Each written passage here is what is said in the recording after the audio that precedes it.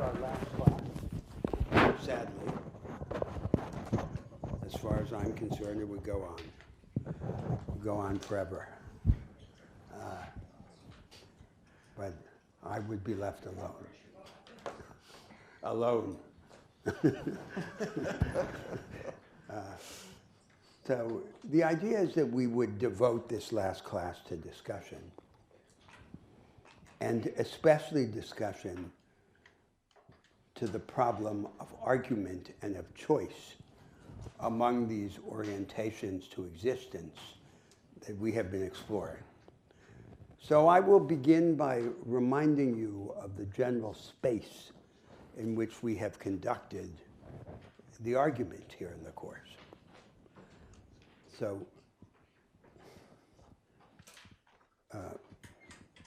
first, we have been dealing with general orientations to existence, and in particular, two of them, and an additional one that dissents from the contest between them.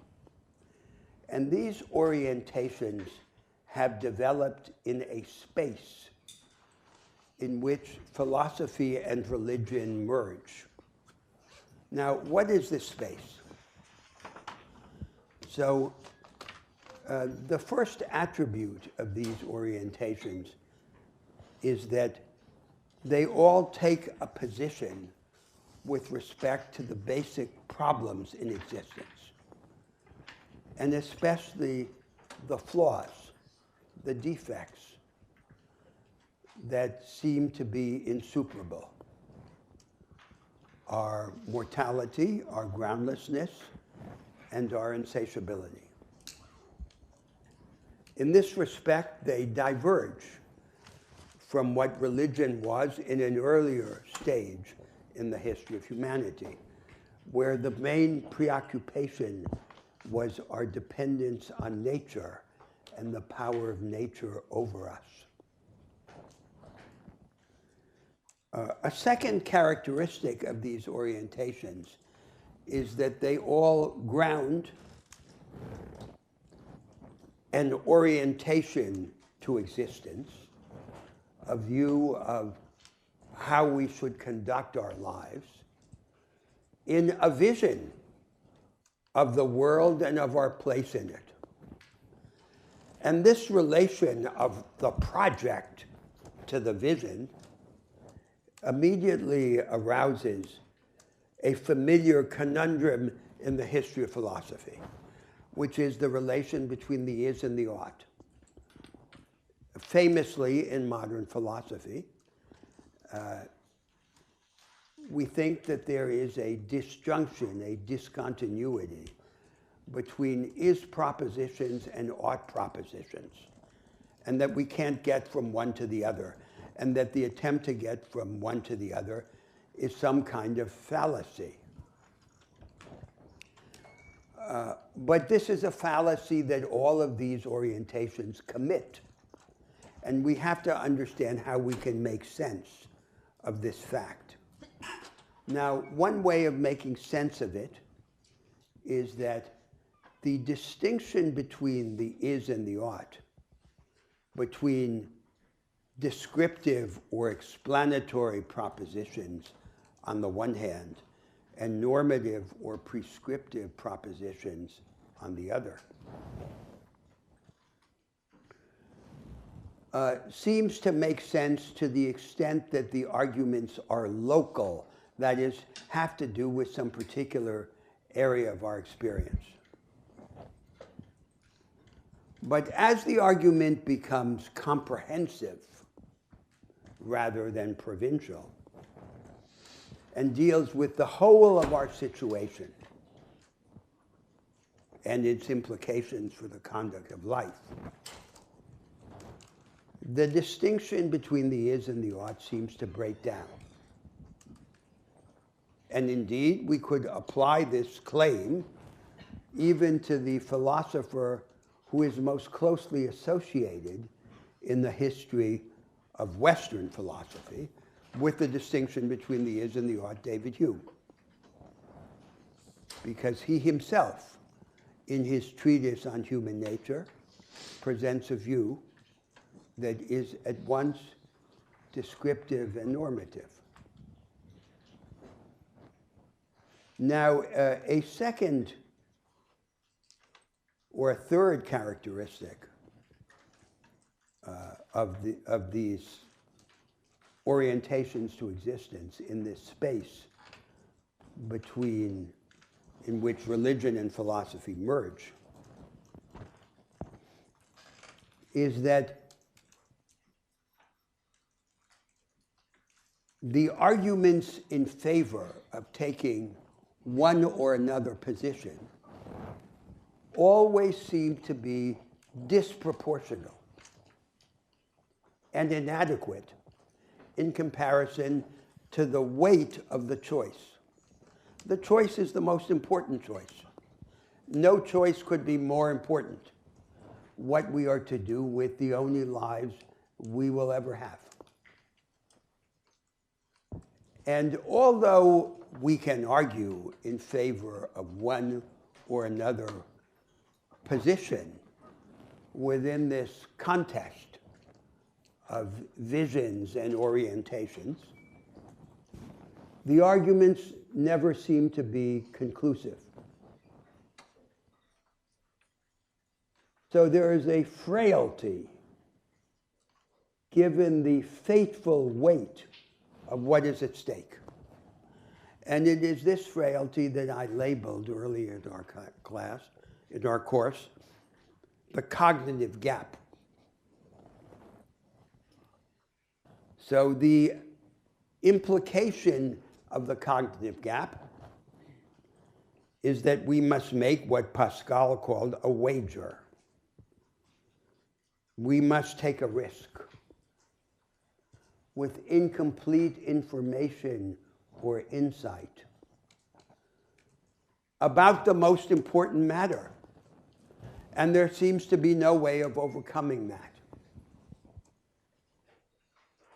And this gap is what, in the vocabulary of Western theology, we sometimes call faith.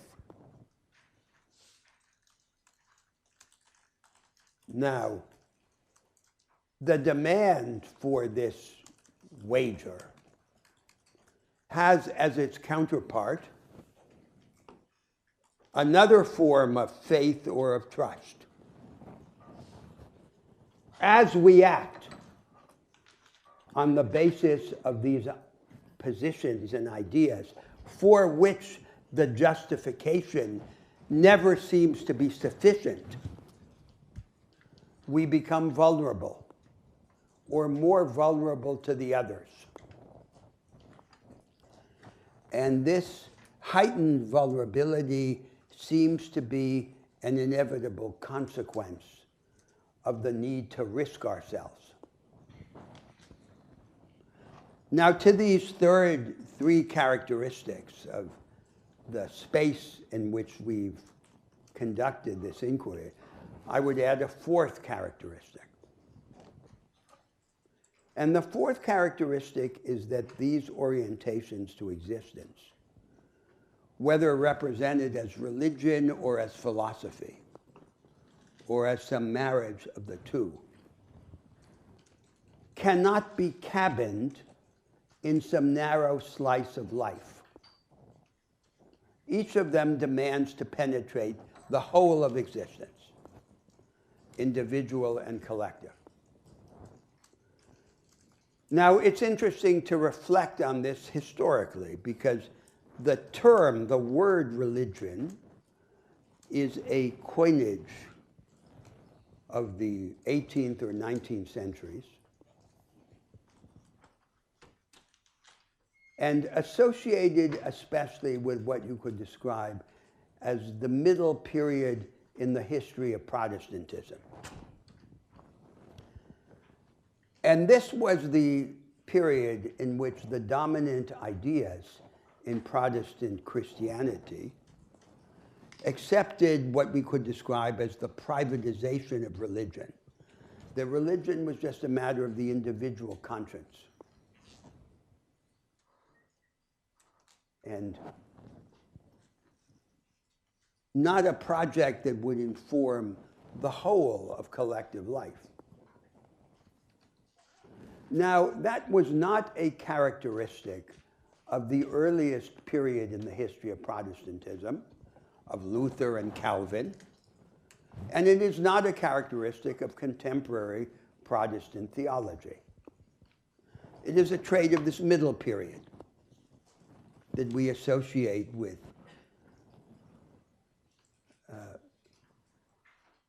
philosophers like Kant, theologians like Schleiermacher, and political thinkers like Madison. It is an anomaly in the history of religion and of theology, but that's where the word religion comes from. And so when we use the word religion, we may be misled by the historical genealogy of the concept to the idea of this privatization of the conception, which is entirely exceptional, because the whole impulse is the impulse for the complete penetration of social life.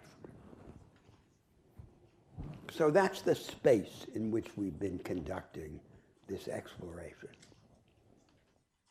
Now I make a second set of remarks, reminding you of the shared characteristics of these dominant orientations to existence that move in this space that I have just characterized. Originating from a series of religious revolutions that marked the human history, especially from the middle of the first millennium before Christ to a little after the first millennium after Christ. And then we have to expand the concept of religion to include what from a narrow Western view we might not regard as religion at all, such as Buddhism and its precursors in ancient India, the religion of the Vedanta and of the Upanishads, or Confucianism in China.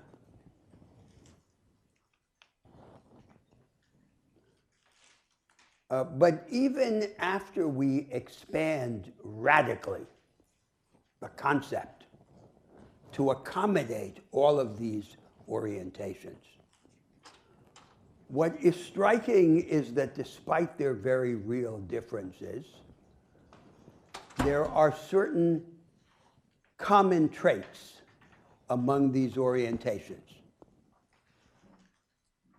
originating from these spiritual or religious revolutions of the past. So let's remind ourselves of what these common traits are. So the first is the decisive repudiation of what you could call cosmotheism, the idea of the sanctity of nature, that the natural world is itself the sacred. The sacred now is defined as being in some tension with the workings of nature. Something outside.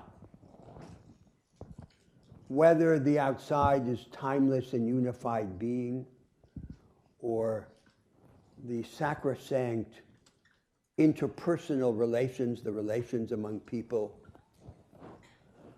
or the interactions between a transcendent God and humanity in history. And there then begins in all of these orientations a dramatic dialectic between transcendence and immanence, between the divine that goes beyond nature and its presence within the natural world and within our experience, which is immanence. And each of these orientations represents this dialectic between transcendence and immanence in a different way. The second common characteristic of these orientations from their historical origin is that the focus of their concern changes. It ceases to be our dependence on the powers of nature, and it becomes the basic problems in the human condition, beginning with our mortality, our groundlessness, and our insatiability. And the fundamental question, as a result, becomes how we are to respond to the anxiety of nihilism, which is the fear that the world and our existence within it may be meaningless. That is to say, have no meaning that can be translated into the terms of what matters to us. So each of these orientations represents a response to the danger or to the fear of nihilism. A third characteristic shared by all of these orientations, despite their dramatic differences, is that they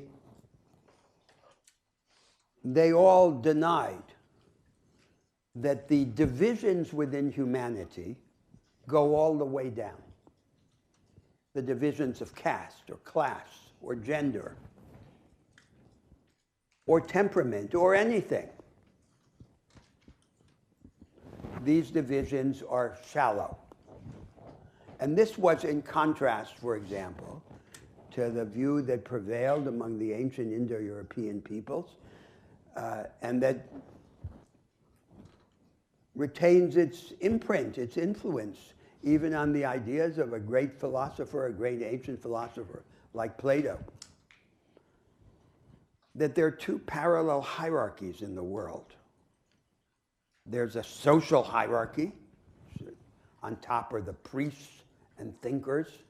Then there are the fighters and rulers. And down below there are the workers. And that this hierarchy corresponds to a hierarchy in the soul. At the highest level, reason, then the action-oriented impulses, and then the sensual appetites. And an important, if not the most important role of philosophy is to provide us with a way of thinking that allows us to recognize the decisive significance of these dual hierarchies and to uphold them and purify them. So this was rejected, and rejected decisively. In favor of this view of the unity of mankind at the most fundamental level by all of these orientations. Then comes the fourth shared characteristic. And the fourth shared characteristic was the substitution of the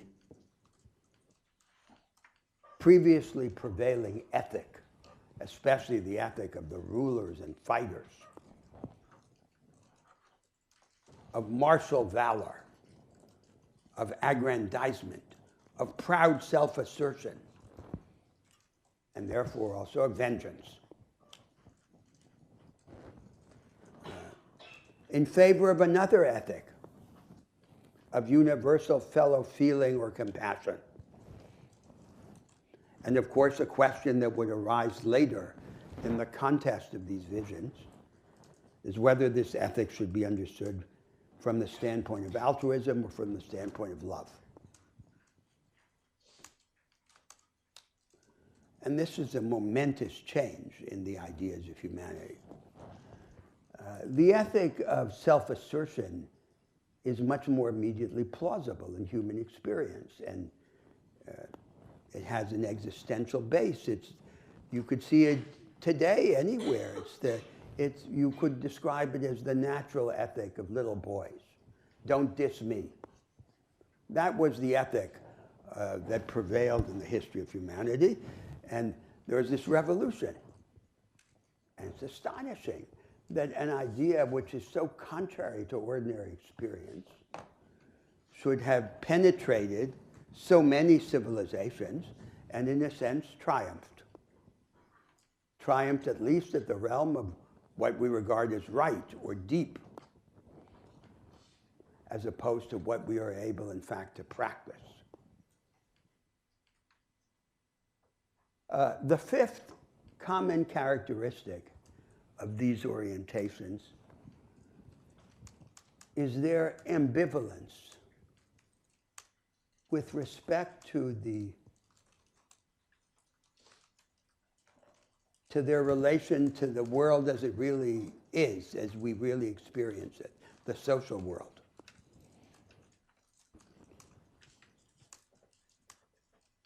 Are we to take them as redescriptions of the world, or are we to take them as invitations and commands to change the world? So, for example, the proposition that the divisions within humanity are shallow and don't go all the way down. The slave and the master are really at the same level, ultimately. But then the question is, do they continue to be the slave and the master after we have understood that they are ultimately the same? Or is this understanding, does this understanding require the abolition of slavery?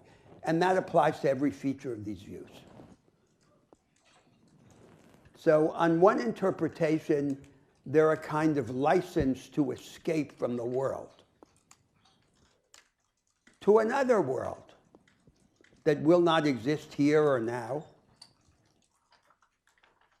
And we think history is a nightmare from which we want to awake. And we'll awake somewhere else or some other time. So that's one interpretation. And the other interpretation is that it must be now or soon. And that they're not a ticket to escape, but they are a command to transform. And this is an unresolved ambivalence in all of these views. And all of them in their historical reality, as they have evolved in fact in the world, not just as ideas in books, have entered into compromises or transactions with the regimes that exist in the world. And compromises that seem to deny the transformative impulse within them. And the impulse to transformation has been inhibited in two opposing ways. And you could call these opposing ways the religion of the law and the religion of the heart. So the religion of the law supposes that there's some fixed normative order, some set of rules, which is a proxy for our relation to the divine or to the transcendent. And if only we implement those rules, we're safe. And it's a kind of freezing of the dialectic between the transcendent and the immanent. The religion of the heart is the view that what matters is this internal experience in private conscience, direct relation to the divine, which somehow is possible regardless of what happens in the world. So it circumvents the world. We're chained in the world, but we can sing in our chains. And this is another way of disposing of the problem of this two-way ticket of escape or transformation. And you can find examples of these two tendencies, which I've just called the religion of the law and the religion of the heart, in all of these orientations to the conduct of life. So those are the religious revolutions of the past. And a question raised persistently throughout our arguments in the course of the semesters, well, what about us? So are we then just in the situation of having to choose among these orientations, or to combine them in some way, to pick a little from here and a little from there, or to establish some kind of synthesis, to have a syncretistic or eclectic approach? Or can we take them as points of departure for another spiritual or religious revolution? If there were revolutions 2,000 years ago in our fundamental orientation to the world, why can't there be revolutions now? Are the gates of prophecy closed, or are they open forever? And if they're not open forever, can we forcibly open them ourselves? It's a question of vast significance. And it should be obvious what my position is in that dispute, which is the gates of prophecy are open. And religious revolution is not something just that we describe in the past, but something for now. And to my mind, that's the main significance of these criticisms of the different orientations and of their transformation. They're not fossils in a museum. They're not some closed menu of the possible spiritual positions of humanity. They're just the beginning. And the principle that should orient our attitude to them is, you haven't seen anything yet. Now that then leads to my third set of remarks against this background about the problem of choice or of argument. So, attempting to elucidate the concept of the cognitive gap,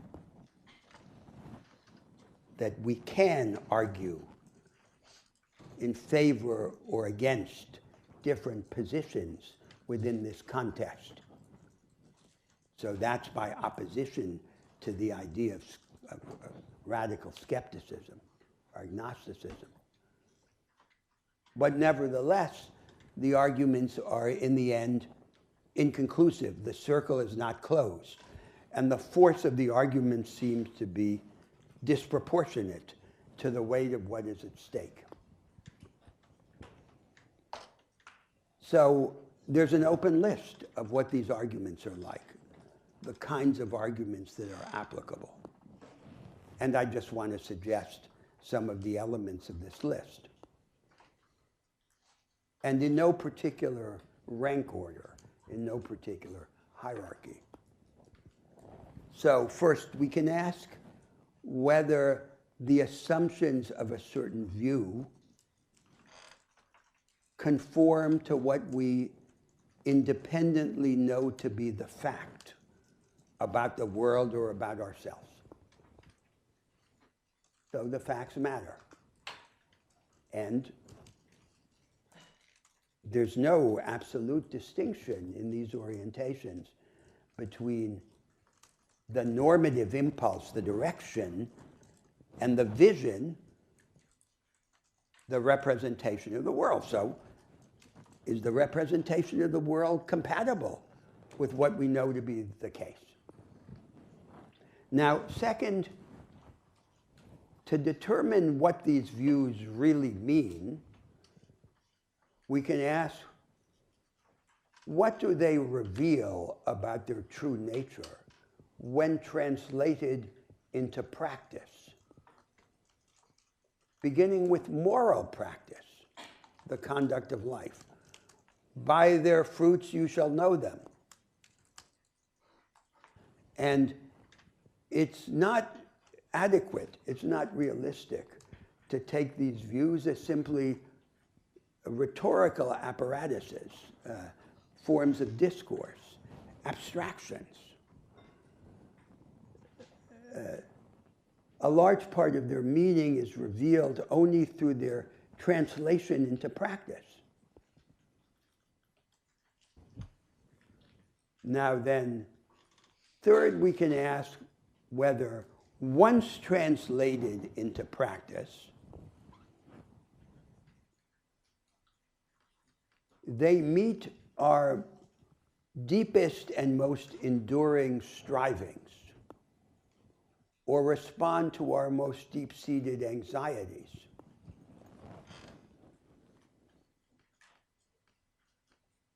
Or whether they're concerned primarily with something that's relatively peripheral.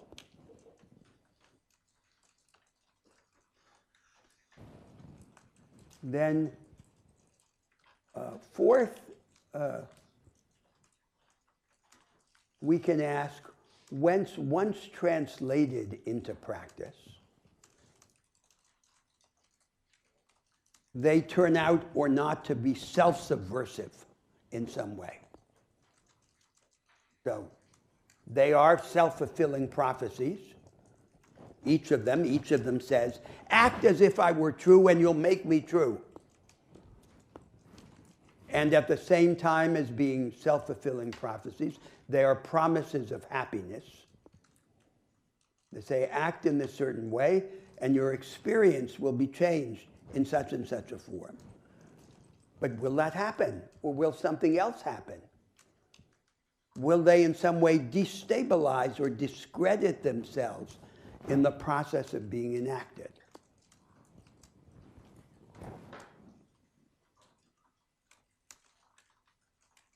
And then, I suppose, fifth, we could ask, when we take these views as not just abstractions, but the combination of representations with practices, and having a certain internal integrity or direction, even though they're not just systems of abstract propositions, how do they respond to crisis and change of circumstance? Do they have the ability to reinvent themselves or to be reinvented by their adepts? Do they provide internally the resources for their own transformation? And that leads, in turn, to a sixth criterion, which to me, given the revolutionary attitude to the revolutions, the spiritual revolutions of the past, has particular importance. And the sixth criterion is not what they are now, but what we can turn them into. So we receive them in a certain form. And the question is, what can we do with them next in this realm of the adjacent possible, which is the realm in which we live? And so it's not just whether they have this or that virtue or vice, advantage or failing, but that they represent instruments for some transformation, which we imagine possible in this domain of the adjacent possible. Now, I've said before, and I'll just end on this point, that, and to explain my own intervention in our debates in the course of the semester, that I look at this from a particular perspective. So the perspective is the view that for the last 200 or 300 years, the world has been on fire. It has been put on fire by a revolutionary project. And this revolutionary project has two sides. It has a political side and a personalist side. The political side is carried by the doctrines of liberalism, socialism, democracy, attacking the entrenched schemes of social division and hierarchy in the world. And the personalist side is the message of the divine spark, the transcendent vocation or power of the ordinary man and woman, that we can be lifted up, that we can become more human by becoming more godlike, and in this way come into the fuller possession of life in what all of us only ever have, which is the present moment.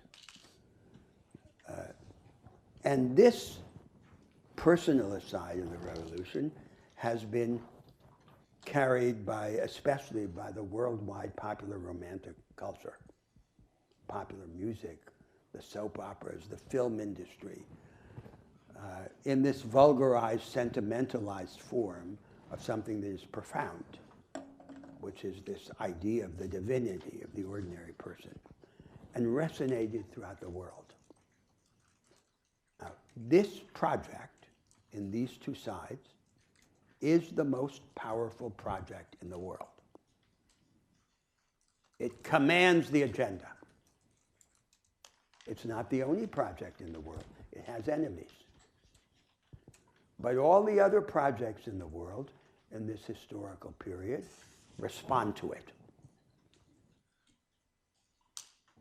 And now it's in this paradoxical position of being at the same time strong and weak. It's strong because it continues in the command of the agenda, but it's weak because its adepts, its votaries, its champions, its believers no longer know what its next step should be. They don't know what its next step should be on the political side, and they don't know what its next step should be on the personal or moral side. And the only way in which you can make a transformative project live is by reinventing it. You have to renounce it and reimagine it to renew its life. And so what matters is always the question, what comes next? What's the next step? And to that question, then, there are few answers or no answers or inadequate answers. And in that sense, this project has been weak. So that's my attitude. And I've said that before. I've said it at the beginning of our argument, and I'll say it now at the end. I see my life as having fallen in this counter-revolutionary interlude in a long revolutionary period in the history of humanity. And I am determined not to allow my ideas and attitudes to be controlled by the biases of the counter-revolutionary interlude. And so I intervene in these debates in the spirit of one who wants the revolution to continue. And in this course, we've discussed the next steps, mainly on the personalist side, the moral steps. But of course, they're connected to the other side. So it's all part of the same debate. And it's all animated by the same idea that the revolution, and the spiritual revolution, was not just then, but must also be now. And I too will take just a few moments to say a few words, and let me begin with the points Roberto Unger left off on in full agreement with their spirit. Yes, one of the basic reasons we wanted to teach this class is because we are living in a period when the extraordinary ideas that, as Roberto Unger correctly said, can be classified in dangerous ways as either philosophy in a very weak sense, religion in a very restricted sense. These great ideas that have extraordinary transformative potential, in fact, were designed for that purpose, have become chillingly domesticated in the current world. I would say that in general, and all the more strongly in America in particular, and sadly, all the more strongly yet, beyond that, in the American Academy. And we are therefore living in a dangerous moment when many of the very terms that have come into power through these visions have become so domesticated that, number one, by definition, they lose their power, but number two, there's almost a sense that, oh yeah, we've kind of already accomplished them, and so the problem is solved. To give a few examples we've touched on briefly before, in terms of the first orientation, that domestication is obvious and clear. We are all great individuals who exercise free will, who choose for ourselves how to live our lives, and we do so in contemporary America because we have a perfect liberal system that allows us to exercise our free will fully as long as it does not impinge on the free will of anyone else, which means that the current system of capitalism perfectly suits that orientation. Needless to say, as we have argued strongly, it most certainly does not. That requires a very restrictive notion of individual potential, a very, to put it mildly, restrictive notion of the play of the will, basically tying it to a vision that we frankly saw in Fourier. Basically, you can fulfill your desires as long as they are made incredibly, incredibly limited, and through your work you can acquire things that will please those immediate desires. That, when we think, oh, these great ideas from the first orientation have been achieved, no, they have not, but again, the chilling danger is all of that terminology, the great heroic individual, the play of the will, disruption, they become so much a part of our daily thinking in a way that is so domesticated, they have lost their power. Equally true, to jump to the third orientation, Buddhism, or the one that we noted was most powerfully articulated in Buddhism, that orientation has again become domesticated. I would make the point globally, but focusing here on America in particular. As we noted before, it has become basically a set of techniques involving primarily meditation that you can do in order to, and then we use the standard American phrasing, help calm yourself to help you find yourself. And so if you meditate, you will calm your anxieties, calm your worries, and that will allow you to go back into the world and be an even more productive worker and more able to successfully fulfill all of your desires because you won't be encumbered by the anxieties and worries that otherwise would. And as we've noted, not only is this a horrible domestication of those ideas, it's actually a very dangerous one because the practices, as we've noted, are pushing so strongly against that entire vision that people doing it quickly discovered that actually it takes them in a very different direction than that hoped for vision. Equally true of the second orientation, here domesticated largely in a negative sense. So if the two that I've just mentioned, the first and the third as we've organized this class around, have been domesticated in a way of taking ideas and or practices and domesticating them into a common way of life that would not challenge us, in a sense the second one has been domesticated in the exact opposite way. It has been domesticated into simply a prototypical vision of what we will call a traditional society where people are told to do rituals and that's it. Needless to say, here too, this misses the entire power of that vision, the whole notion of, to stick with that one example, ritual being to break us from these habits, customs, perspectives that we usually imagine, to break us from that, to open up the possibility of creating a radically different self and therefore a radically different world. In short, all three, albeit in slightly different ways, have been dangerously, dangerously domesticated. And let me then underline the larger historical trajectory that Roberto Unger has pointed out. Yes, all of these ideas and practices, visions, prophecies, emerged at a very clear and particular moment in world history. They all begin emerging in the first millennium BCE, halfway through, so roughly around 500 BCE, continuing for at least a millennium and a half of ongoing revolution. This was a period when there was an overt, radical attempt to recreate the world in opposition to what had at that point been literally millennia of strong structures defined exclusively by heredity and birth, where people were born into a place in society. They would stay there for their entire lives. The social world was organized accordingly. The religions were equally accordingly defined so that only those born into the highest rung would have access to any kind of forms of transcendence. Those latter, therefore, defined by definition in a very restricted way in terms of what's going to come later. And all of these revolutions were aimed at not only radically transforming that social world, but transforming all of the senses and understandings of the self and perspectives that had become embedded in them. All of them were committed to saying it's not simply a question, not that this would be easy, but it's not simply a question of changing society.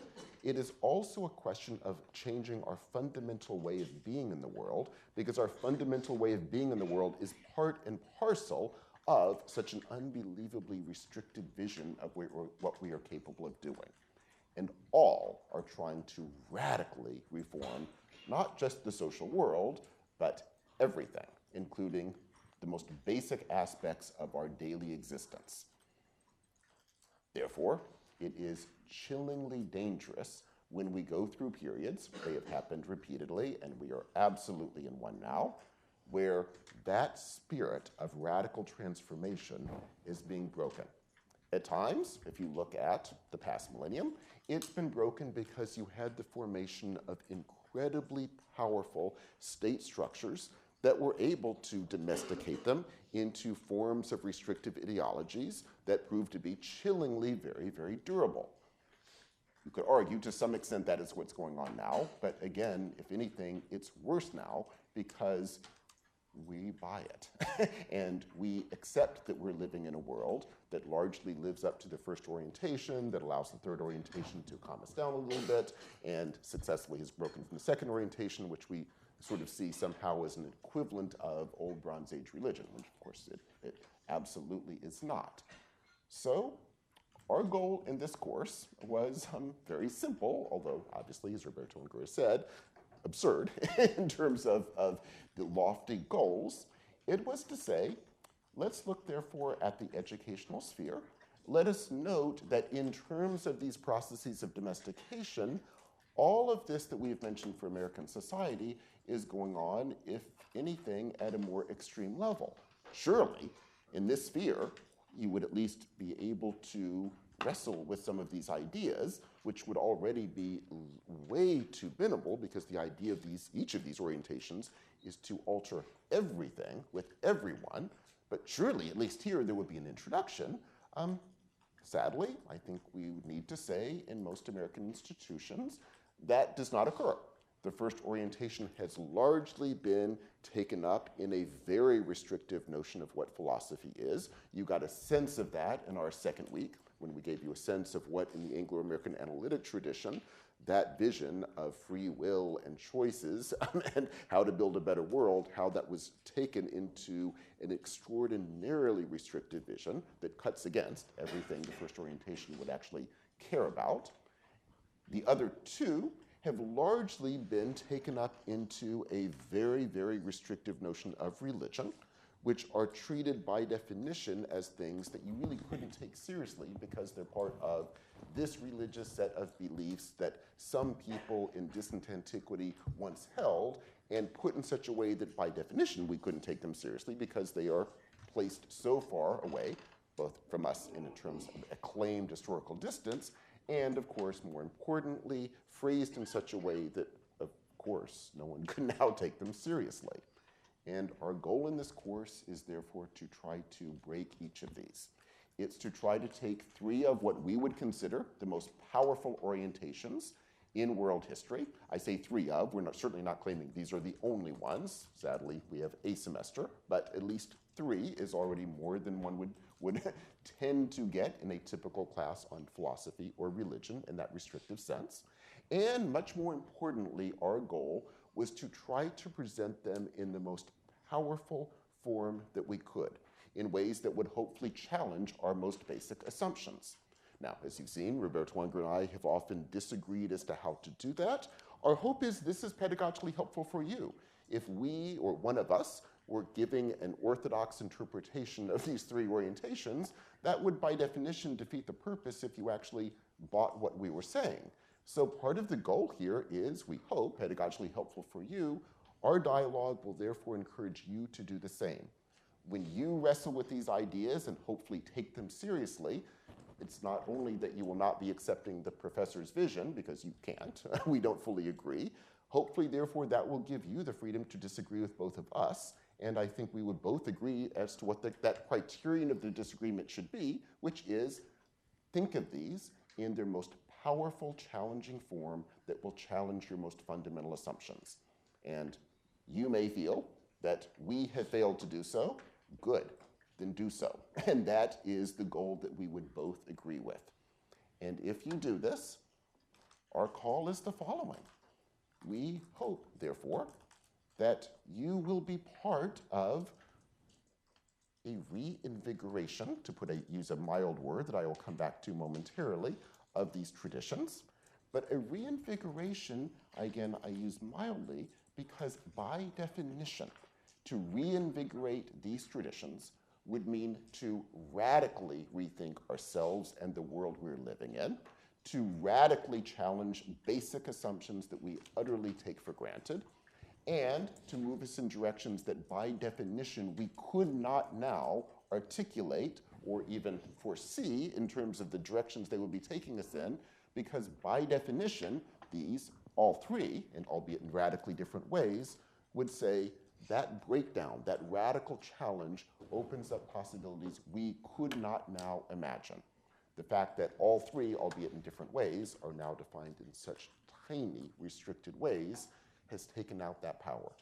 And our hope, to whatever minor extent we can for these few weeks, is to help encourage all of us to begin that process anew and take it in directions that therefore none of us right here could possibly imagine. We, of course, realize the absurdity of doing this in 13 weeks. We deeply appreciate your willingness to be on this 12, indeed, 12 weeks. We deeply appreciate your willingness to be on this journey with us. We have certainly learned a tremendous amount from you. I think we would both strongly say these, all of them, these orientations require people to be challenging each other. That is the only way they can be brought to the most powerful articulation. And hopefully all of us have in this small segment of time, these mere 12 weeks, a glimpse of hopefully what we could be devoting our lives to doing if we try to reinvigorate these traditions. But again, if we reinvigorate them, it means a revolutionary attempt to question everything about ourselves and the world we happen to have been born into. So, thank you all for joining us, please. Just on this particular point of disagreement between us, something important to remember. If you have two teachers and they disagree, there can be the temptation to suppose the truth must be some combination of the two. It's far more probable that both of us are completely mistaken. And take it that way. If we disagree, disagree with us. Yes. And all three orientations, I might add, just underlying this point, all three, albeit in different ways with significant implications, have based in their vision the fact, they would argue, and I think we will both agree this is a fact, that we do have, all of us as human beings, a tendency to radically delimit our perspectives. All three would have different visions for how to break out of that, but they would all say we should. So indeed, if you feel the two of us have limited perspectives, I'm sure you're right, and therefore question both of us and come up with your own articulation of these three that would be the most philosophically challenging in ways that will hopefully be more so than the ways that we have in our limited attempts been able to do in these minimal 12 weeks. So the main topic that we set for discussion today is the issue of argument, of justification, and of choice among these different approaches to the conduct of life. But that theme can lead into any of the pervasive concerns of our argument throughout the semester. So we're open for conversation, starting from that theme and leading anywhere else. So anything. And as always, as we've seen, albeit in different ways in these three orientations, feel free to start grandly, feel free to start with something seemingly minor that will open up tons of things. Any direction is fine, so please. grand thoughts or very specific suggestions that will open up other possibilities. Yes, please. So, Professor Bishop, you mentioned that you would like to continue this tradition of revolution. I would like to continue this revolution. It's somewhat disturbing to call it a tradition, but yeah.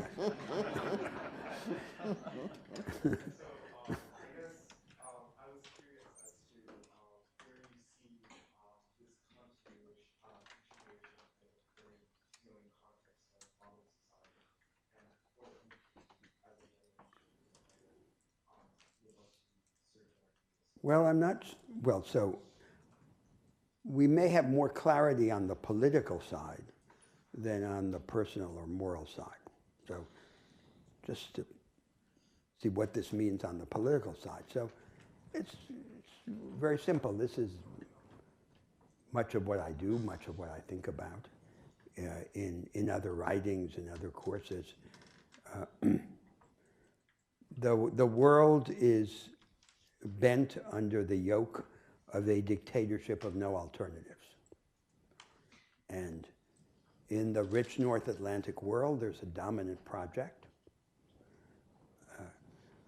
which is to combine the social protection of the Europeans with the economic flexibility of the Americans within a barely adjusted version of the inherited institutional arrangements for the organization of the economy and of politics. So there has been, in the second half of the 20th century, until recently, a dominant consensus, which is a kind of marriage of neoliberalism and institutionally conservative social democracy. And its most recent form has been this idea that we should render liberalism or neoliberalism more social and social democracy more liberal or flexible. That's been the project. And that project has failed. It's failed to sustain economic growth. It's failed to create a dynamic of economic inclusion and moderation of inequality. It's embarked on a form of globalization that has destroyed internal social compromises. And it can't and shouldn't be brought back to life, in my view. And that failure has happened in the context of a momentous change in the dominant practice of production. The advanced practice of production is no longer conventional industry, industrial mass production. It's become what we call the knowledge economy. But this knowledge economy has emerged only in an insular form, in the form of fringes that exclude the vast majority of businesses and of workers. So there's this vacuum. And into this vacuum has come right-wing populism, exploiting the failure of the neoliberal social democratic consensus to respond to the needs and interests of the working class majority of these societies. But right-wing populism is a feint. It has no institutional model. It has no project. Its political economy is surprisingly convergent with the political economy of the neoliberals and social democrats. It just wants to buy a few more years for declining mass production industry through restraints on trade, on migration, through subsidies, rather than converting this insular form of the knowledge economy into a deepened and disseminated form.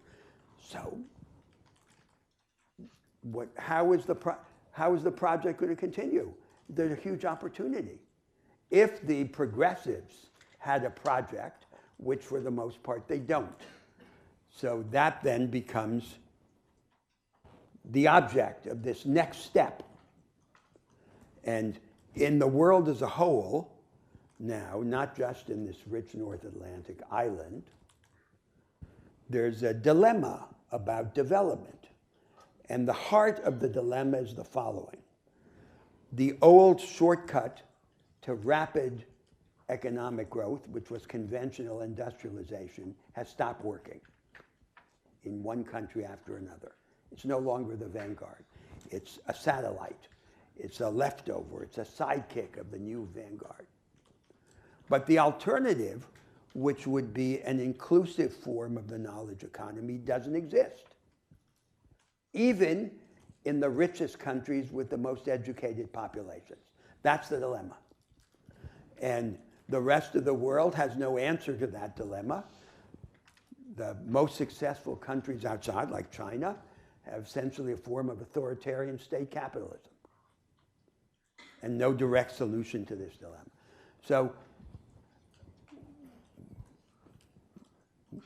we have to answer this. So we have to create a new institutional agenda, a democratized form of the knowledge economy that undoes this dilemma on the second side by creating a deepened and disseminated form of the knowledge economy, and that has as its political counterpart the creation of a high-energy democracy that no longer needs crisis to be the condition of change. So that's the political side.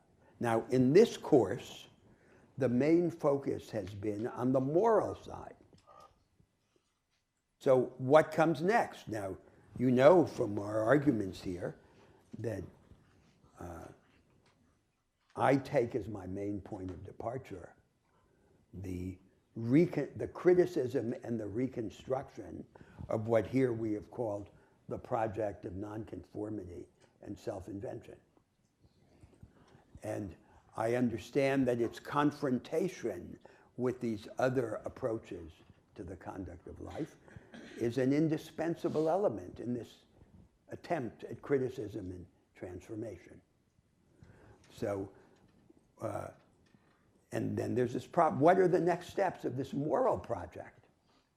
So, on one side, we have what we called in the second class the school philosophy, with this meta-ethics, utilitarianism, Kantianism, social contract, just almost entirely non-responsive to the problem. A kind of evasion, a flight into a thinned-down legalistic view of the moral life. It's just about our obligations to one another, some set of rules, and some calculus to generate the rules. And on the other hand, if we look then to the broader life of culture, we see as the two most tangible images in this part of the world the idea of Christian compassion on the one side, radical altruism as it's commonly interpreted, and on the other hand, romantic adventurism. Those are the two most tangible images. And they're inadequate. They're not good enough to guide us in this reinvention of the idea of how to live, which would be the next moral step in this revolutionary project. And so, to me, that's what I see these arguments as addressing. What light can we cast on that to have a more tangible image of how to live, which would be the moral next step that would be the counterpart to the political next step. And this is a great project. And it's the continuation of what I call this revolution. Now, it's going to continue to be criticized, to have enemies, as it should. And so this contest will have will have an afterlife. And I think that this is, to my mind, one of the things that we've been reaching for in our arguments is not the idea that there would be some kind of synthesis of these orientations as we have received them, but that we would criticize each of them, that we would transform each of them into a yet stronger form that would respond to these concerns. And the contest among them would continue, but in another form. It wouldn't be the contest between the dogmatic forms in which we've received them, but a contest among their revised forms. And that would be an essential element in the continuation of this revolution. As the revolutionaries need adversaries. And the dialectic is essential to the purification and to the development of all of these views. So that's how I see it. And, it's astonishing how difficult it is. If we ransack the university culture for instruments to do this, we're startled by the difficulty because on every side, the high academic culture seems to be more part of the problem than part of the solution. And a large part of its intellectual energy seems to be consumed by multiple forms of evasion. So that's how I would answer your question. Would you like to comment further on that, Michael, on this question? Because it really is very interesting. Indeed. So let me also begin with the political side, and I'll be brief just because it's full agreement. We've gone through a period beginning in the 1980s and really taking its most powerful form beginning in 1989, when one basic vision of how to run the economy that we will put on under the label of neoliberalism utterly won the day in almost all Western countries, but actually through much of the world as well, through what's called the Washington Consensus. Basically, most of the world was forced to create these economic reforms as well. And as Roberto's pointed out, basically, the so-called debate in America, once that began, was a question of, do you build a slightly stronger welfare state or slightly less strong? So literally, entire presidential debates came down to, should the highest tax rates be 39% or 35%? Now, I mean, that actually has implications. I don't mean to imply it's not, but it also means no major presidential candidate was questioning, is the neoliberal order that we have created a proper order? Basically, the argument was simply, are you going to have a slightly, but emphasize the word slightly bigger welfare state or slightly less welfare state, period. Hence the word Washington Consensus chillingly is pretty accurate. There was a basic consensus in America in the political elite as to how to run things, and because America basically ran the global economy, it was forced on most of the rest of the world as well. And indeed, over the past 3 years, we have finally begun to see this break apart. That vision that this is the only way to think about the world, to organize the world, has begun to break apart. Chillingly, indeed, has taken the form of right-wing authoritarian movements. And those have been almost the only ones that have gained power, and chillingly, they've gained power throughout a substantial part of the world. And it's not beside the point to note, the word neoliberalism is a reference to returning to old liberalism, not liberalism as we use it in America, liberalism's meaning free market economies along these lines, and that too provoked the emergence of extreme right-wing authoritarian movements, and we saw how that played out in the 1930s and the 1940s.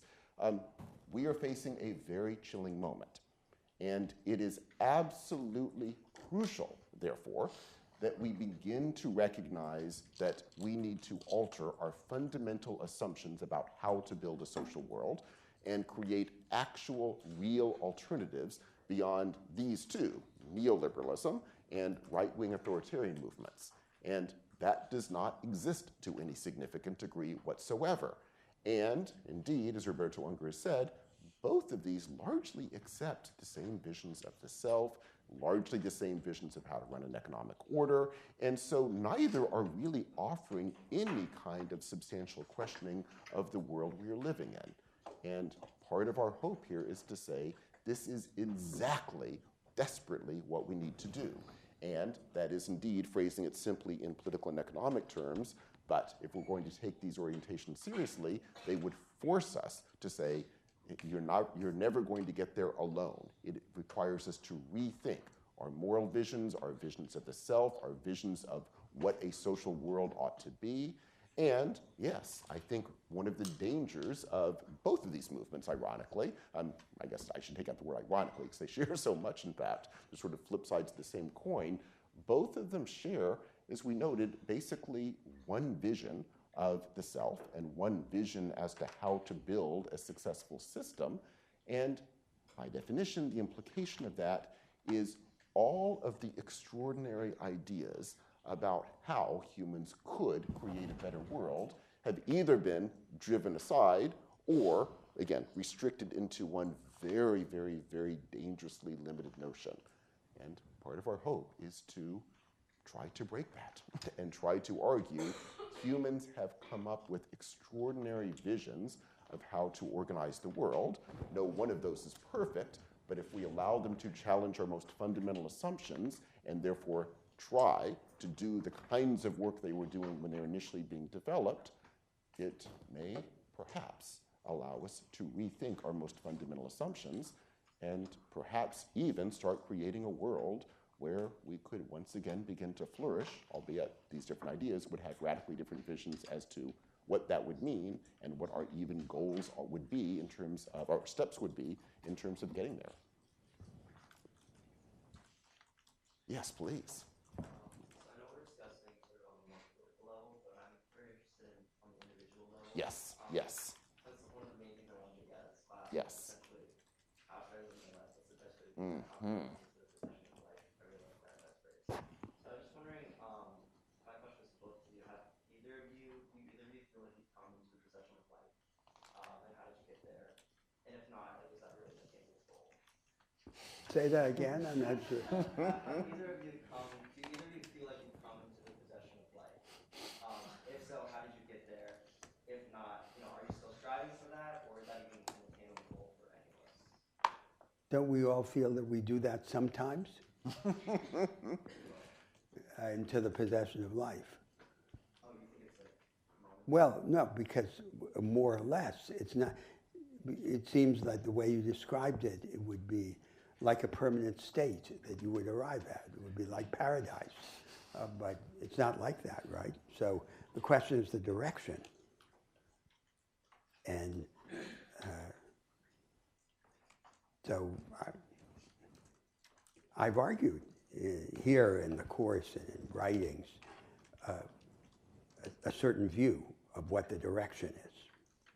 And I've suggested that this view of the direction can be developed in different vocabularies by different methods. So one method or one vocabulary is a doctrine of the virtues, which we reinterpret the pagan virtues of connection to other people, fairness, forbearance, respect, courage, in a new light. Then there's these virtues of purification, like simplicity, attentiveness, enthusiasm, which we are able to focus on this. And then come the highest virtues, which are openness to the other and openness to the new. And I would want to argue that they're connected. So that's one way of picturing a view of how to live, because the virtues are habitual dispositions to action. And how should we picture these habits, these habitual dispositions that we would want to acquire? Another vocabulary in which I've suggested here that we use is a narrative of the recurrent turning points, the inflections in a normal human life. And our attitude to those inflections. So, for example, in the development of a human life, there's this problem that I call mummification, in which, as we grow older, we settle into a carapace, which is the combination of a rigidified form of the self, the character, and a practical circumstance, a station in society. And those two things come together. And we say to ourselves, this is the only life I'm ever going to live. And so I resign myself to it. And that becomes then like a shell or a mummy in which we begin to die. And so the question is, what should our attitude be to that mummy? And in this view, for which I argued, this attitude to the conduct of life, we need to break the mummy apart in order to live. And so what's the role of the will, for example? We can't by an act of will break the mummy apart, but we can will ourselves into circumstances in which we become more vulnerable. And in those circumstances, we have a better chance of breaking the will apart. And why do we want to break the mummy apart? To live, to come into the possession of life. And so that we don't die beforehand, but we die only once.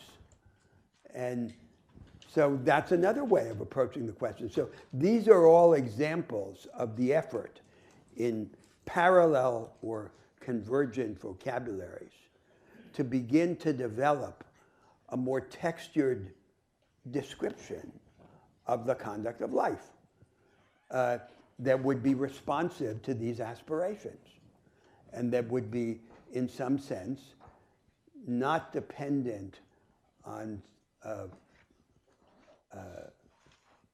belief in divine revelation, but also inconsistent with romantic adventurism, although having some relation to it, and so forth. So it's a fragmentary inquiry, of course, but these are examples. So I think a fundamental characteristic of what we've tried to do here that distinguishes this from what goes on under the name of ethics in the universities is that this is not meta-ethics. This is first-order ethics. So when in the academy in general refers to first-order ethics, it's in the form of these chestnuts, these traditional conundrums, moral casuistry. What do you do in such and such a situation when you have to decide who to throw over the rowboat because there's only space for four? A famous American philosopher once gave me an example of these supposedly insuperable moral dilemmas. The example was the following. When the house burns down, do you save the famous painting or do you save your grandmother? So what people consider to be an intractable dilemma obviously varies. But all of this is a startling trivialization of the idea of moral vision. So the only way to develop ideas about the conduct of life have to be about the conduct of life. They can't be about something else. They can't be just about our obligations to one another or what we do in certain limiting situations to resolve dilemmas between this and that. So a large part of our arguments here have been about that. And of course, it's not a dispute or an effort that goes on in a historical vacuum. We work with the materials that we've received from history and with these traditions. And then the question is, are those traditions, as it were, the point of arrival, or are they just the point of departure? This is the view I've defended throughout, that we shouldn't be restricted to them or to some supposed synthesis of them. So this is a great project. And that should be the focus. So that's how I would answer your question. Yes?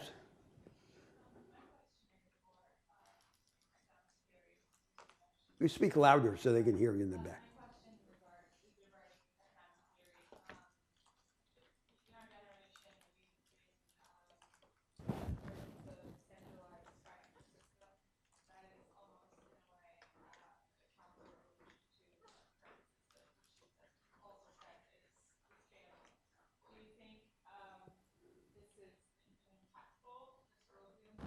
Well, I'm very interested in the topic, but I think it's inappropriate to discuss it here in a vacuum because this is in the realm of political economy and institutions. the relation of finance to the real economy. This isn't our subject here. And so it's a great subject and about which I have a definite position. But it would be strange to explore it here with this vast other subject, right, that is before us. But your question, even though I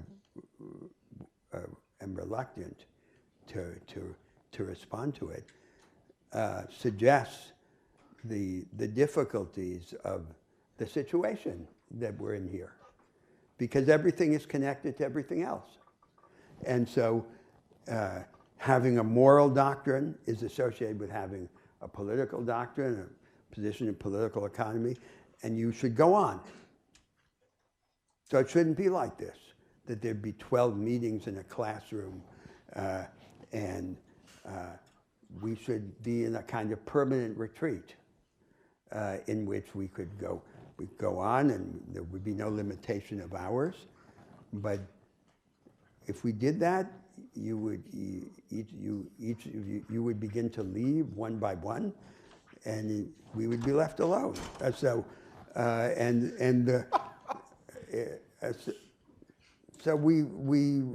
it's an adaptation to this artificial circumstance, but it is better than nothing, and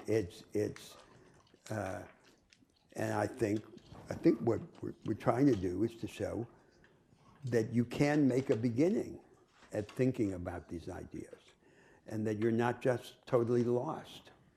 And I think that this is a fundamental experience of empowerment, right? That you can take something that seems impossible to think about, and you can decompose it into parts, and you can begin to address it and to form a view.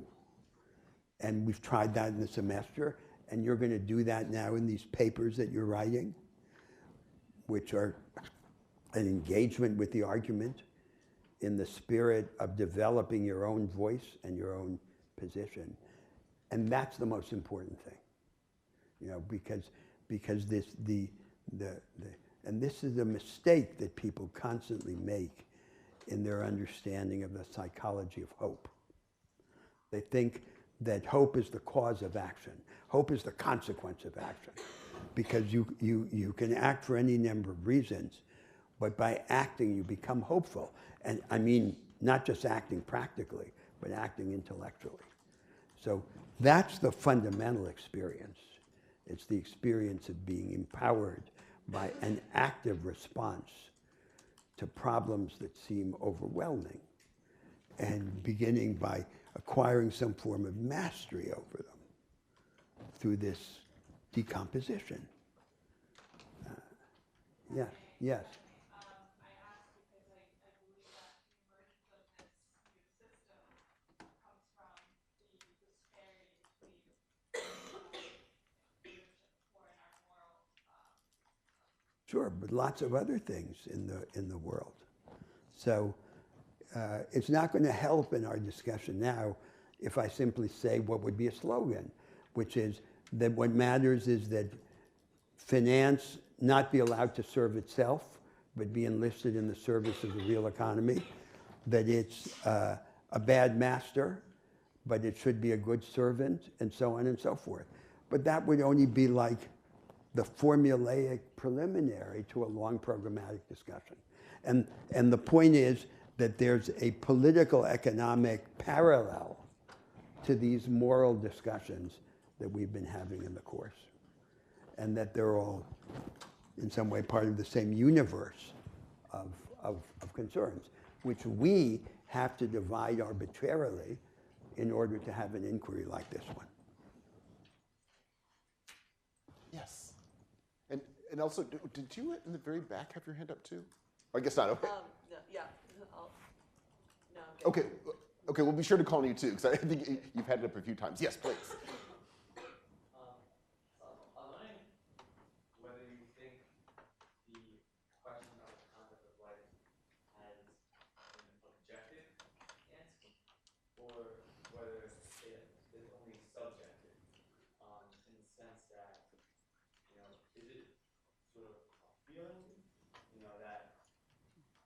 sort of have to conduct life in order to come to the possession of life. And so you direct yourself and you conduct life in a certain way, and then, you know, you really feel alive, in which case that might be different for different people. Because, you know, what makes me truly feel like I'm living isn't necessarily what makes someone else feel like they're truly living. Or is an objective answer, in which case it's irrelevant to what I feel.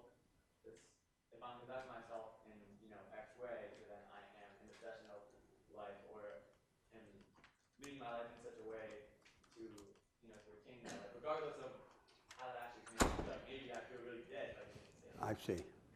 I see. So I thought when you first formulated your question, I thought it was a question about skepticism or non-skepticism, but it seems not to be.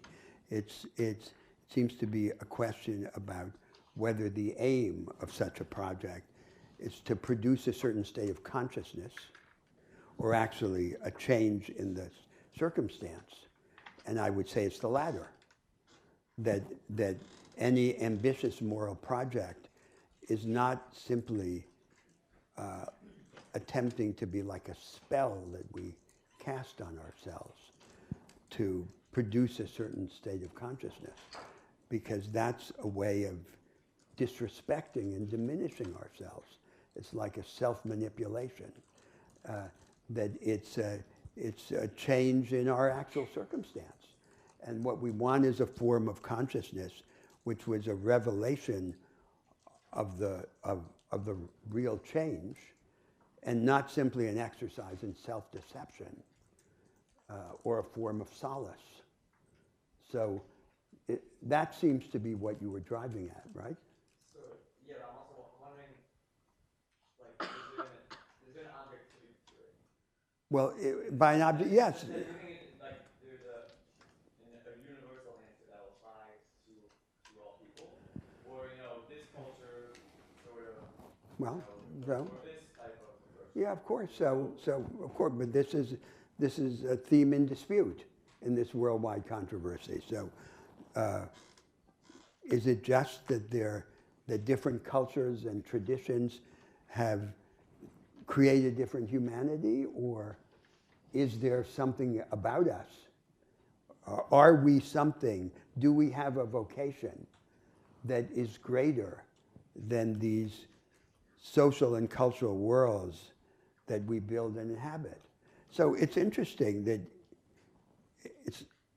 these traditions, these basic approaches to existence that we've examined here, do take a position on that question.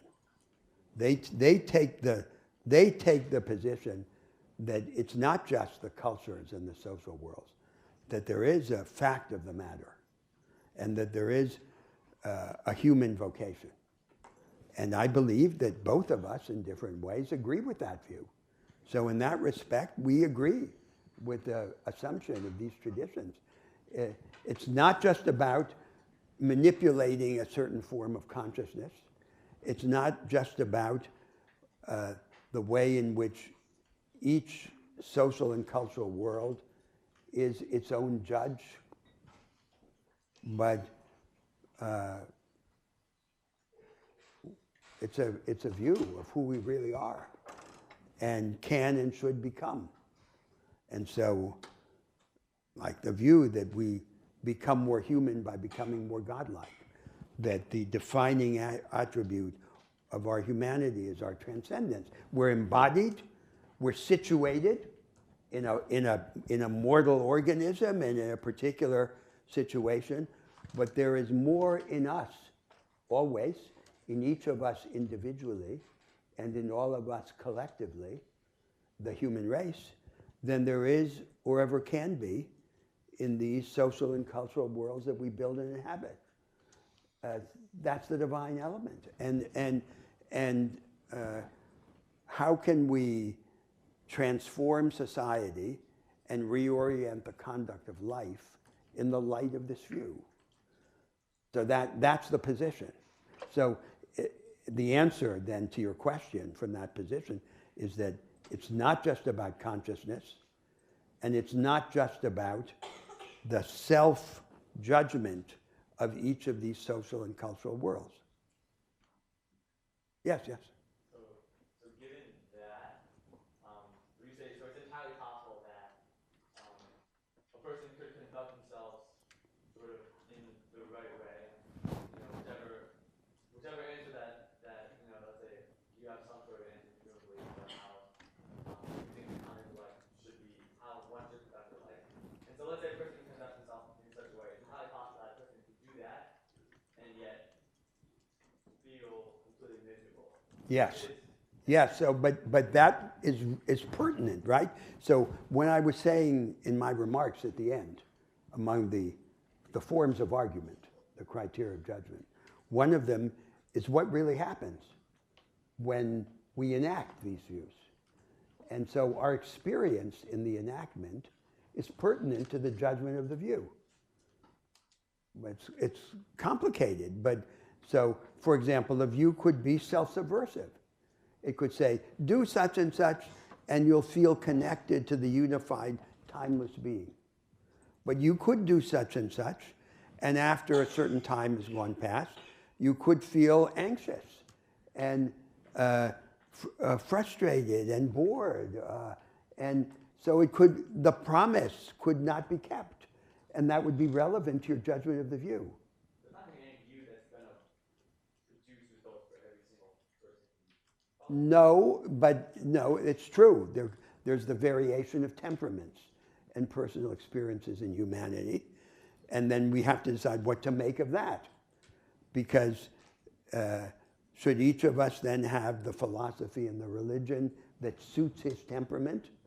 That seems to be then a degeneration into this idea that it's all about some kind of manipulation.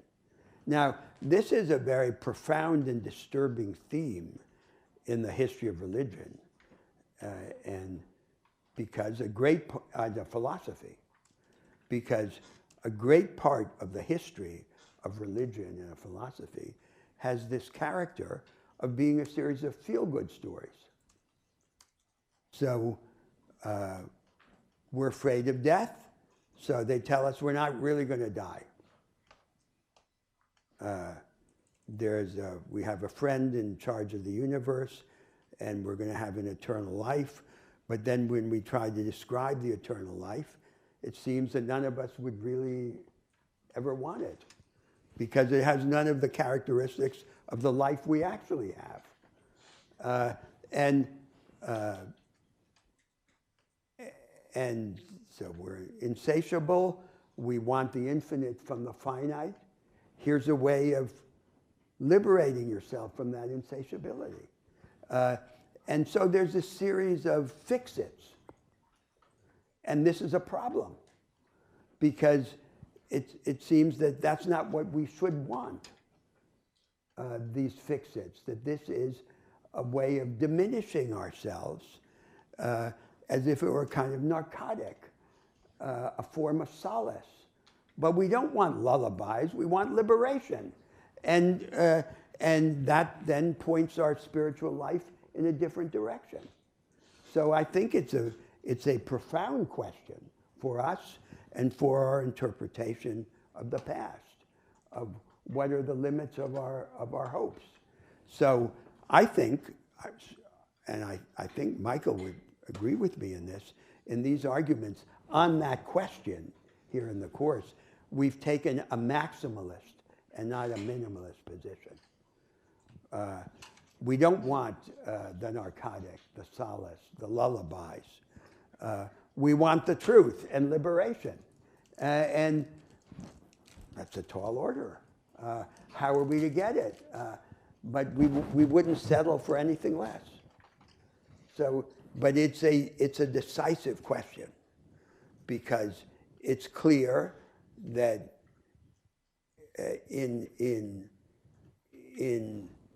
that the interest often in humanity for these questions is pervasively tainted by this desire to feel good and to overcome these fears by denying some apparent feature of our existence. and saying it's not really there. And this would be a momentous change in the history of these approaches.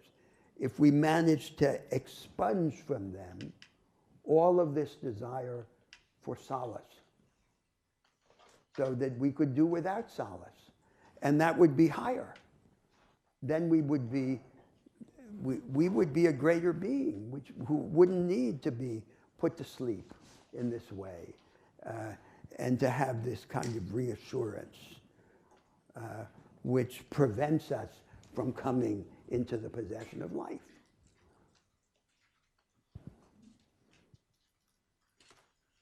Yes, please, finally. Yes, indeed. Professor Pruitt, you had talked about a couple weeks, or actually probably early in the semester, about habits, Yes. and I think that potentially ties in a lot to this idea of solace. Yes. I think that we form habits in order to not have to devote our mind and our attention to certain things. We just habitually do it so that we can proceed to think about greater things. And so I think that, I know that I was looking for, initially with the label conduct of life, I was looking for, okay, what are some habits that I can, some new habits that I can develop so that I will conduct my life better. And that's definitely not what this course is about, but do you think that there is a possibility that there are universal or good habits that could let us function in a way that's that allows us to achieve some sort of baseline level of solace, so that we can think about higher and higher orders of morality and of thought? And is that sort of a clear question? Oh, extremely clear. And let me just begin with your starting points. Yes, all three of these, albeit in radically different ways and with radically different implications as to where to go, would argue that we are habitual creatures. All three would say in a very dangerous way, indeed, as you said, that we tend to fall into habits that define what we think we are, that define how we live in the world, relationships we build, how, to use a stronger terminology, the third orientation will push strongly, how we construct a world around us. And indeed, they would say that we immediately get very, very comfortable in these, and therefore they seem not good, but they seem natural, right? It just seems to be, to use the typical American ways of phrasing it, it's just me, I just am this way. Or when I'm thinking about the world around me, this is just the world as it really is. And all three would say that's very dangerous, that we are, in fact, returning to your question, these habitual creatures. We create what we think to be a natural self in a natural world. There's nothing whatsoever natural about it. And the goal is to alter this. Now, the three will do it in very, very different directions. Let me just mention, based on your question, the second orientation in particular, which will focus a lot of its attention on this. So it will say, part of your goal would be not to seek habits that will give you solace. In fact, what you're kind of doing at the initial stage is breaking out of that, because assume that habits you fall into are probably not terribly good, and regardless, are not remotely self-conscious. And so they will say, indeed, begin focusing on altering these habits, not by some sheer force of the will, because their argument is our vision prior to doing the training of what our will is probably going to be sort of more of the same set of patterns that we've already been falling into, but much more in terms of what they will call ritual, which is this training in which you're actively trying to see the world from different perspectives, trying to, for brief periods of time, literally become a different person, trying to actively alter how you interact with those around you. The goal of all of this is you are physically altering your way of being in the world, and you're doing this to begin the process of getting toward what you're talking about, which is, in that sense, the process of constructing an incomparably better world, knowing in advance you won't know what that is. And of course, then flipping quickly to the third orientation, it would typically put it in much stronger forms, which would be to say, assume that, and it goes back to your question too, indeed, assume that habits that give us solace because we're chillingly very, very good at convincing ourselves that the world we are constructing for ourselves are perfectly nice and good, failing to actually see what it is we are doing in the world by the ways we are acting. And so all three, albeit in different ways, would say, we're habitual creatures, and one of your opening goals is to break this and alter this.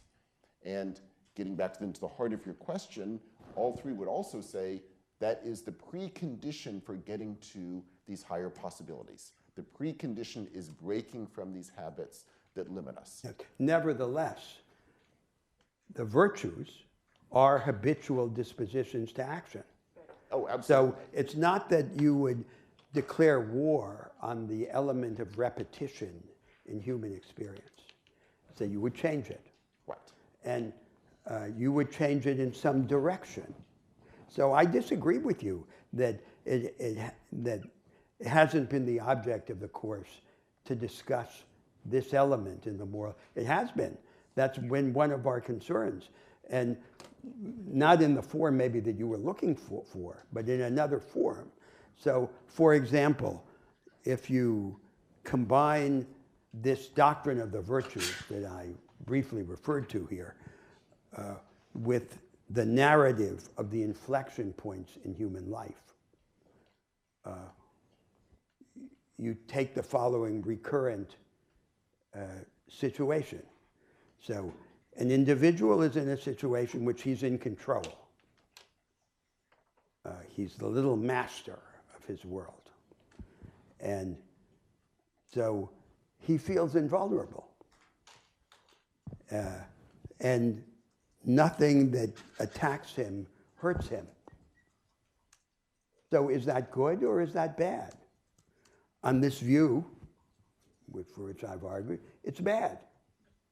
And the individual then has to will himself into a situation in which his coat of armor is ripped off of him. Because before, when the arrow was fired, it couldn't penetrate the coat of armor.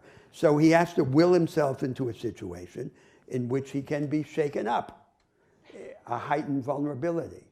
Now, you could call that a habit, but it's not a habit that would give solace.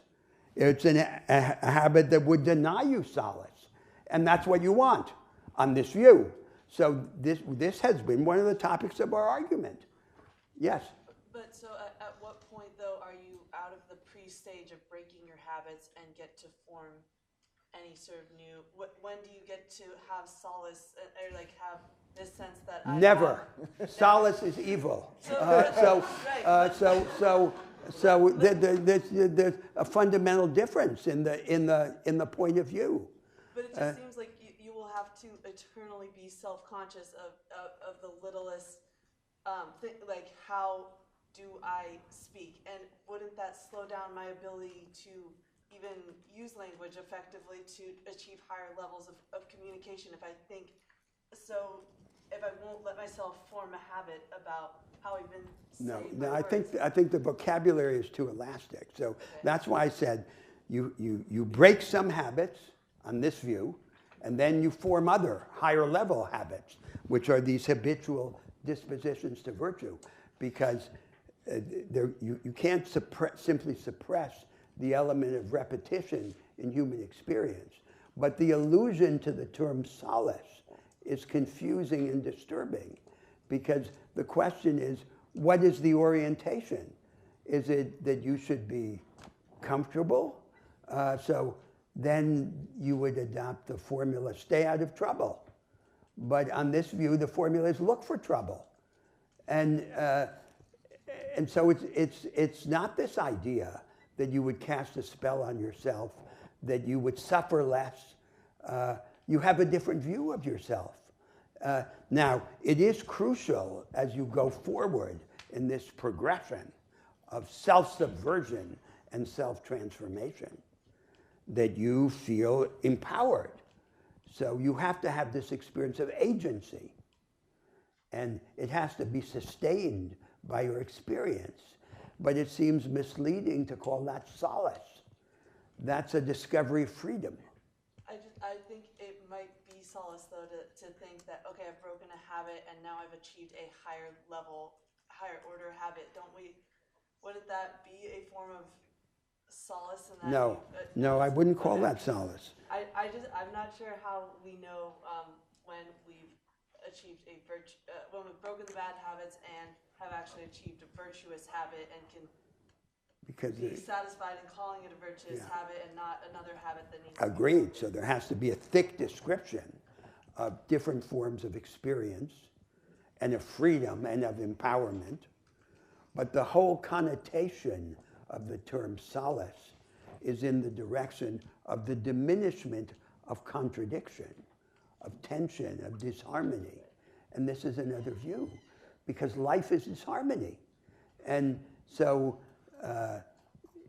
it's leading us in a different direction. It's not in the direction of casting the spell on ourselves. So it's a completely different thing. And this is a problem which has shadowed not just religion, but philosophy from the start. We said this in the first class. The classical conception of philosophy in the West. It's a super science in the service of self-help. It has these metaphysical ideas. This is the framework. And you understand this framework, and then you're less afraid. These arguments have completely rejected that idea. I've rejected the idea of the super science, but I've also rejected the idea of the self-help. We don't need this cushion against the frailties we need to confront it, these frailties, to wake up and to be really alive, so that we can live in such a way that we die only once. And so now that's not a self-evident proposition. That's one of the objects in contest in these arguments that we've had through the semester. But it leads our experience in a completely different direction. We've almost come to the end of this experience, Michael, and which is a completely improbable in every way, in its content, in its ambitions, in its place, a classroom in Harvard University. But that's the world, because no important task has a venue or a role suitable for it. So we seize on what exists and we use it incongruously, and we live. So I'm just hugely grateful for your patience and for Michael's patience, and we'll go on. Thank you. Thank you as well. Thank you, Roberto Unger. Thank you, all of you. These 12 weeks have been extraordinary. We hope the beginning for all of us of a life of searching, wrestling, and allowing our most fundamental assumptions to be challenged. So thank you all for what has been an extraordinary semester. Thank you.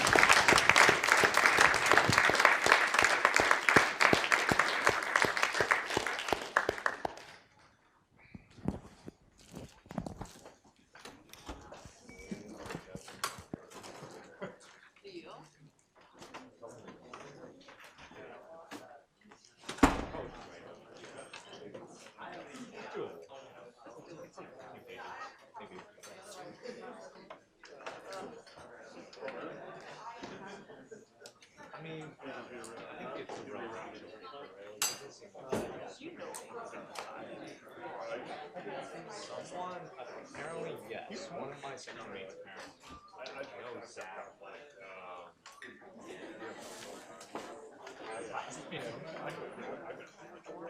Yeah, there's a lot of Zachs. But yeah, he apparently said it's like. I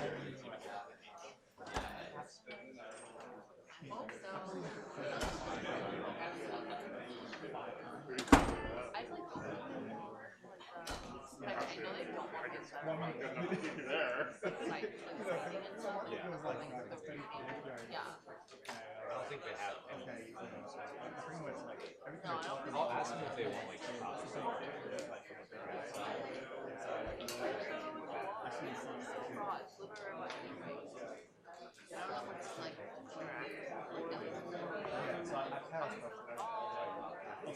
done with professional sports. I was like, You can just kind of like basically just. are you? You're still going to school? Are you the corporate? That's what I'm. So I may see you in the corporate college. Yeah, I know that thing that they send all the corporates to the big corporate associates, because I'll be going to that. So I hope to see you. Yeah, yeah, so I'll be around. So I may see you around conventions, but if not, you know, we may run into each other at Civic from time to time. Yeah, I think it's in Chicago. They do. I think different places every year. I don't know much about it other than I know we do it. Yeah, right. What are you gonna take? I think it's So I read some like